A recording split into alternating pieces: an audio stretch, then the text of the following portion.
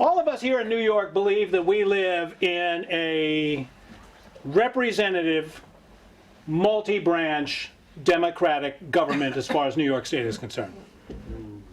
Right? No.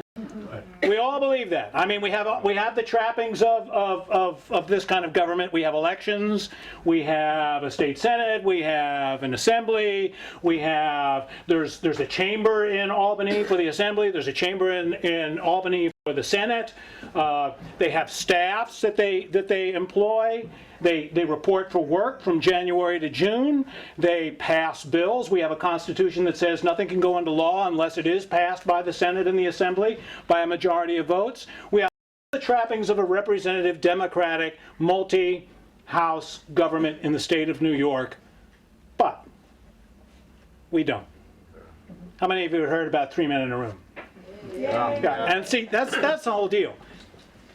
It's an old adage, and it's really true, but 3 men in a room is how our New York State government operates. And a lot of people understand that, but they really don't understand all of the safeguards that the leadership of the House, that the leadership of the Assembly, and the leadership of the Senate have over their rank and file. And make no mistake, there are only 3 people that matter in Albany. One of them is presently Eliot Spitzer, the governor. The other is Shelley Silver, the Speaker of the Assembly. And the third is the Senate Majority Leader, Joe Bruno. And they ostensibly are holding on to that 3-power structure for dear life. And what we're going to do today is we're going to discover how many stopgap measures Joe Bruno has in the state Senate to keep legislation from being passed. Because all of us today are going to try to pass a bill in the state Senate.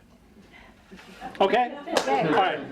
So, here we go. We are Senator Logic from Common Sense, New York. We are Democratic Senate. Let's in the minority because the Republicans hold the majority in the state Senate. And we're going to pass a bill. What kind of bill do we want to pass? Clean money. Clean money, yeah. Clean elections. Okay, what other kind of bills do we want to pass? Is there anything else we want to pass? Voting machines. Voting machines. Gay marriage. Gay marriage. Equal access to family court. Equal access to family court. What else? Wow. It sounds to me like we want to pass the progressive agenda. Okay, so here's what we're going to do. This is our bill. This is the progressive agenda bill. Okay? And we, Senator Logic from Common Sense, New York, Democrat, honorable Democrat, Senator Logic from Common Sense, New York, we are now going to try to pass our bill called the Progressive Agenda Act of 2008. Okay? How are we going to do that? How are we going to introduce it? Where's the first stop? Committee. We got to go to the committee because the first step is to put the bill through committee process. Okay? Now, before we try to pass the bill, let's talk about committees a little bit. In New York State, committees rarely have hearings. Let me say that again. In New York State, committees rarely hold hearings. Why do we have them? We don't even have them. Are you talking hearings when you say them? In New York State. The Senate very rarely holds hearings on any single bill. All right? So here we are, Senator Logic, walking into the Committee for the Environment, and there is the chairman of the Committee of the Environment. Who appoints the chairman of the Committee of the Environment? Roadblock number 1. Okay? Now, let me talk a little bit about what committees do, and committees, the reality of committees in New York. Right now, in order to get a bill even considered or spoken about in you have to get approval of the committee chairman. Nothing is discussed in a committee without the committee chairman saying, I want to talk about this bill. The committee chairman's budget and staff is determined by the Senate Majority Leader, who is Joe Bruno. Number 2. The committee makeup of who's going to sit on the committee is decided by the Senate Majority Leader, who is Number 3. And state senators are allowed to sit on up to 7 committees. No, if they don't meet, it's easy. And they all get extra money for sitting on those committees. They very rarely meet. And when they meet, they don't have to vote.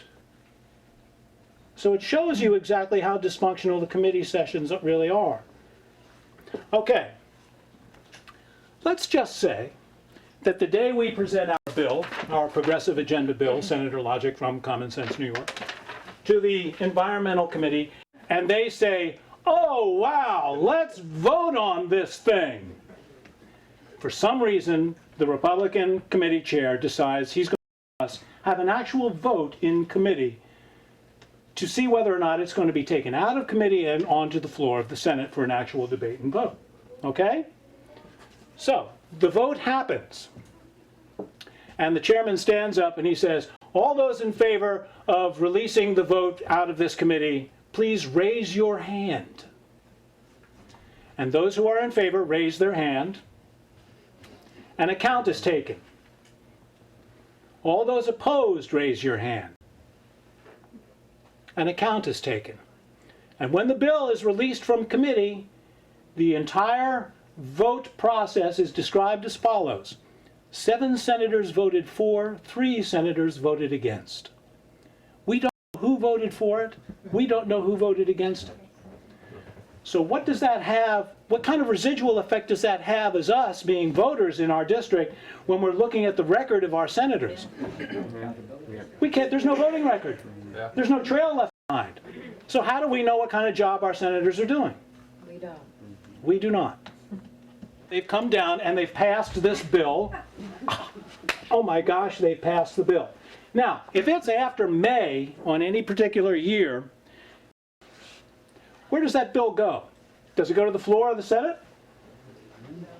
It's got a stop to make before it goes anywhere.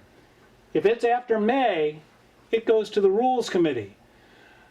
And who is the chairman of the Rules Committee? How many has he got now? 5. 5 safeguards so far to make sure that everything that's passed is kosher to him? Okay? Let's say it's before May and it gets passed. Where does it go? They passed a law in 2005 saying that if a bill comes out of committee before May, it goes directly to the floor of the Senate. If it gets put on the approval list. And who puts it on the approval list? Are we beginning to see a pattern here? So you can see how difficult it is for legislation to be passed. If, let's have a premise here. If what we see is true, and that is all legislation is delivered to committee written by Joe Bruno's staff, signed, sealed, and delivered, there's no debate, there is no hearing process, there is no amendments allowed, there is only 10 minutes of debate allowed in a committee when it goes to finally vote at the end, what do these guys do? Eat? In order to get loyalty, what they do is there's this lovely thing called member items dollars. How many of you heard of member items dollars? We've all been recipient of member items dollars, right?